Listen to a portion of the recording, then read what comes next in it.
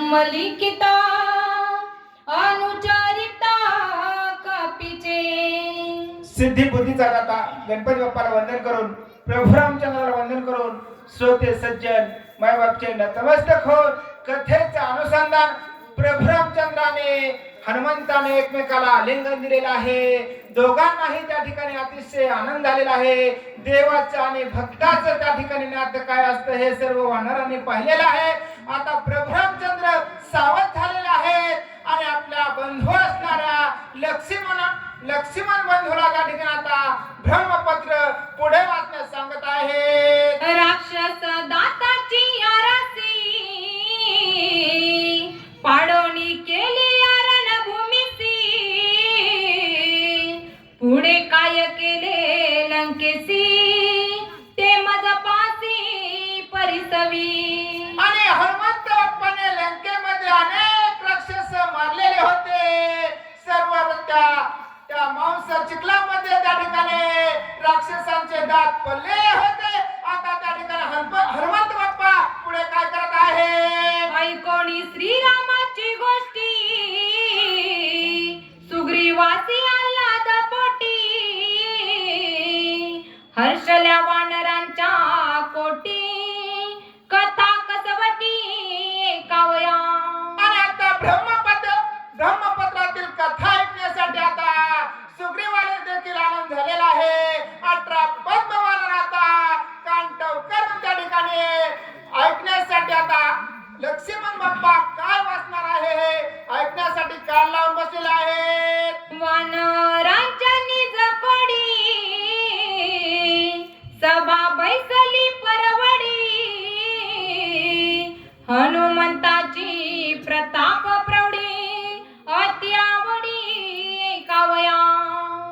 अतिशय आवडीने ऐकण्यासाठी त्या ठिकाणी हनुमंताचा पराक्रम सर्व वानर त्या ठिकाणी बसलेले आहेत. हनुमंताची प्रताप कीर्ती वाचित लक्ष्मण परमा प्रीती,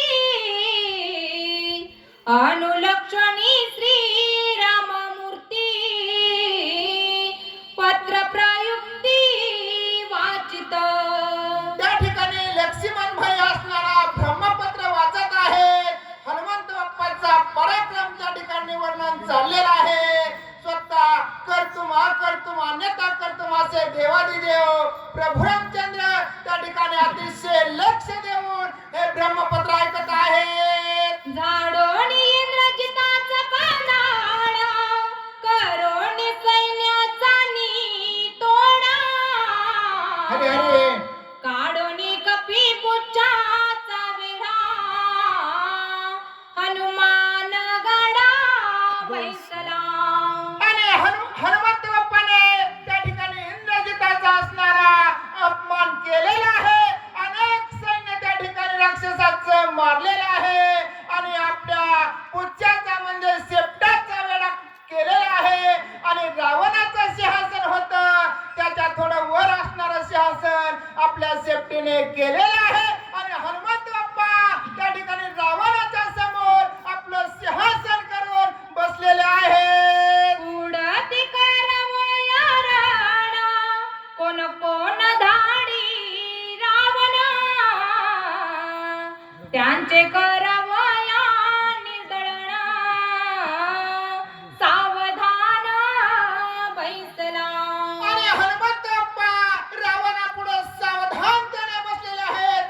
आता हा रावण असणारा त्या ठिकाणी कोणत्या राक्षसांना त्या ठिकाणी आपल्याकडे पाठवत आहे. गेला देखो हनुमंत मिस करून वीर समस्त, आणि घयाळ कुंकत नगरात निघाले. आणि हनुमंत बाप्पा रणांगणातून निघून गेले असं काही राक्षसांना वाटलं. जी राक्षस त्या ठिकाणी हनुमंत बाप्पाने मारलेली होती, परंतु त्यातील काही राक्षस असणारे झोपीचं त्या ठिकाणी मीस घेऊन मेलेल्याचं मीस घेऊन त्या ठिकाणी त्या प्रेतामध्ये त्या ठिकाणी जिवंत होती. ती राक्षस त्या ठिकाणी आता कणत फुटत असणारे रावणाकडे गेलेले आहेत. विरी घेतले घाया वार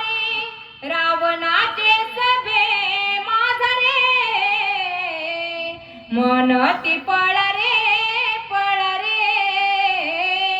रणवान रे मारी गेल. आणि त्या राक्षसांनी एवढं भ्यापान घेतलं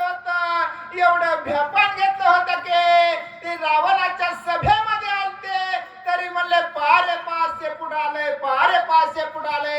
त्या ठिकाणी रावणाच्या सभेत सुद्धा त्या ठिकाणी ते ओरडू लागलेले आहेत. रावण बापुडे ते किती युद्धीन टोपे मारुती